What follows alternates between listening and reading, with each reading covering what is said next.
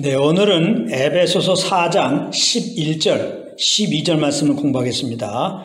우리 한 목소리로 한번 같이 읽겠습니다. 시작. 그가 어떤 사람은 사도로, 어떤 사람은 선지자로, 어떤 사람은 복음 전하는 자로, 어떤 사람은 목사와 교사로 삼으셨으니 이는 성도를 온전하게 하며 봉사의 일을 하게 하며 그리스도의 몸을 세우려 하심이라. 아멘. 오늘 이 말씀을 공부하겠는데요. 우리는 지난 시간에 예수님이 만물을 충만하게 하시려고 하늘 위로 올라가셨던 것임을 공부했습니다. 그럼 구체적으로 어떻게 만물을 충만하게 하신다고 했습니까? 이 땅에 주님의 몸된 교회를 세우시고 그 교회를 충만하게 하심으로 그렇게 하신다고 공부했습니다.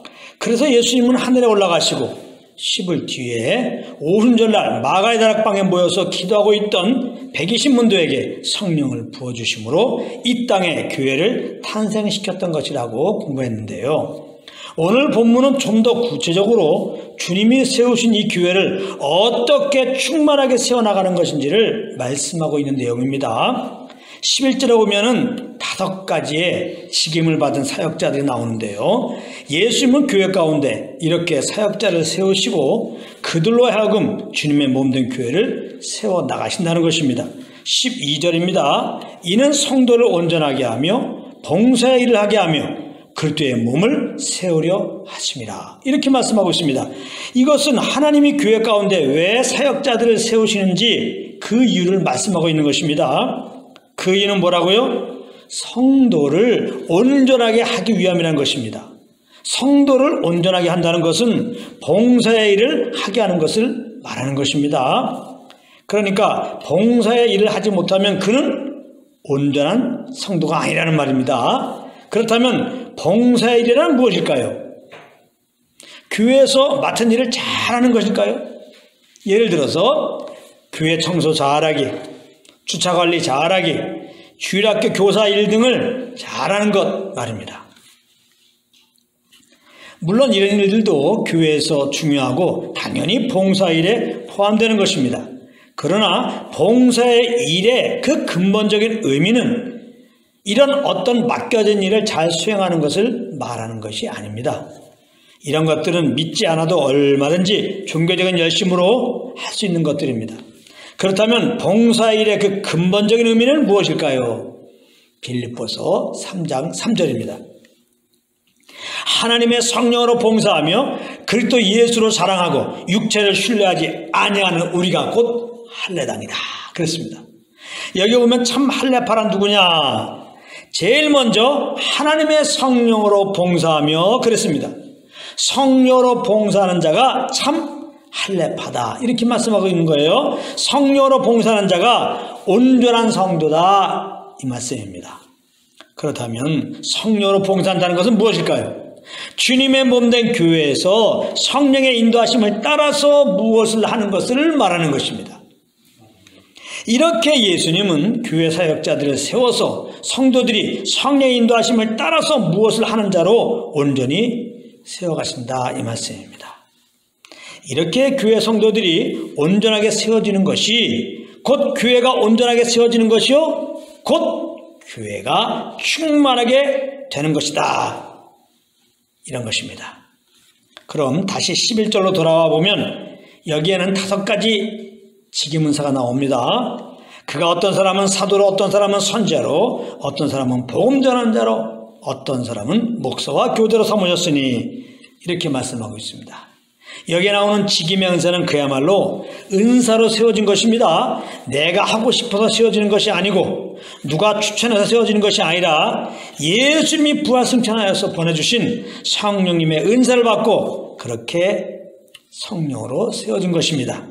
그러므로 이 5가지 직임 은사를 통해서 알 수 있는 것은 교회 가운데 이 5가지의 기름 부음이 충만하게 있어야 한다는 것입니다. 이 5가지의 기름 부음이 결국 성도들을 온전하게 세우는 거라는 것입니다. 사도의 기름 부음은 성도들이 복음의 터 위에 견고하게 서도록 인도하는 것입니다. 그리고 선지자의 기름 부음은 죄에 대하여 회개하게 하고 항상 주님만 따라가도록 인도하는 것입니다. 복음 전하는 기름 부음은 오직 예수 그리스도의 그 은혜의 복음을 온 세상 영혼들에게 전하게 하는 기름 부음입니다. 그리고 목사의 기름 부음은 성도들 가운데 특별히 연약한 지체들을 잘 돌아보게 하고 서로서로 낫게 여기며 화목하게 하는 기름 부음입니다. 그리고 교사의 기름 부음은 은혜의 복음의 관점으로 성경을 잘 가르치는 기름 부음입니다. 그러므로 이 5가지의 기름 부음은 반드시 교회 가운데 있어야 하는 것입니다. 그래야 성도들이 이 기름 부음을 인하여 성령으로 봉사일을 하는 온전한 예배자로 세워질 수가 있기 때문입니다. 예수님은 이 5가지 은사를 다 가지고 계셨던 분입니다. 예수님은 이 5가지 기름 부음을 따라 공생의 사역을 하셨다 이 말씀입니다. 히브리서 3장 1절에 보면은 예수님을 뭐라고 표현했느냐? 우리가 믿는 도리의 사도시며 이렇게 소개했습니다. 예수님의 사도시라는 거예요. 그리고 누가복음 4장 24절에 보면 예수님이 선지자가 고향에서는 환영을 받는 자가 없느니라 이렇게 말씀하셨습니다. 그러니까 예수님이 자신을 지금 선지자라고 지금 소개하고 있는 겁니다. 그리고 누가복음 4장 18절에 보면 또한 예수님이 주의 성령이 자신에게 임하신 이유를 설명하면서 제일 먼저 이렇게 말씀하셨습니다. 이는 가난한 자에게 복음을 전하게 하시려고 그랬습니다. 예수님은 가난한 자에게 복음을 전하는 복음 전도자로 친히 자신을 소개하고 있는 것입니다. 그리고 마태복음 9장 35절에 보면은 예수님의 공생의 사역을 한마디로 이렇게 요약하고 있습니다. 잘 들어보십시오. 예수께서 모든 도시와 마을에 두루 다니사 그들의 회당에서 가르치시며 천국 복음을 전파하시며 모든 병과 모든 약한 것을 고치니라 그랬습니다. 여기 보면 예수님이 하신 사역 중에 하나가 뭐냐? 가르치는 사역, 즉 교사의 사역이었음을 알 수 있는 것입니다. 이렇게 예수님은 공생의 기간 중에 이 5가지 은사를 따라 우리 인생들을 섬겨주셨던 것입니다.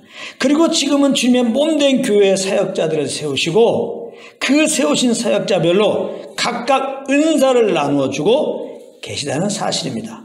그러므로 성령의 은사를 받고 사역자로 직임을 받은 자들은 서로서로 그 받은 은사를 인정해주고 서로서로 연합해서 사역을 해야 하는 것입니다. 그래야 예수님에게 나타나였던 그 5가지의 충만한 기름 부음이 온 교회를 채우게 되고 모든 성도들은 성령을 따라 봉사일을 하는 자들로 온전히 세워져 가게 되기 때문입니다. 그러므로 예수님으로 모일 때마다 이 5가지의 기름 부음이 우리 모임 가운데 항상 충만하게 나타나기를 우리 주 예수 그리스도 이름으로 축복합니다.